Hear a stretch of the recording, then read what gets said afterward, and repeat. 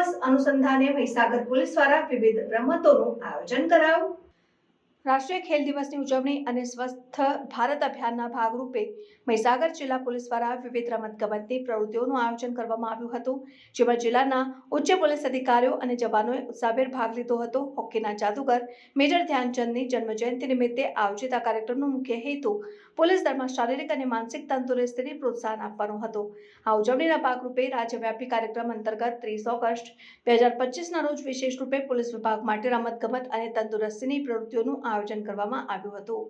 મહીસાગર જિલ્લા પોલીસ દ્વારા કબડ્ડી, વોલીબોલ, રસ્સાખેંચ અને દોડ જેવી વિવિધ સ્પર્ધાઓ યોજવામાં આવી હતી। આ કાર્યક્રમે પોલીસ અધિકારીઓ અને જવાનોને તેમના દૈનિક તણાવપૂર્ણ કાર્યોમાંથી વિરામ આપીને એકબીજા સાથે હળવાશની પળો માણવાનો અને ખેલદિલીની ભાવના કેળવવાનો અવસર પૂરો પાડ્યો હતો।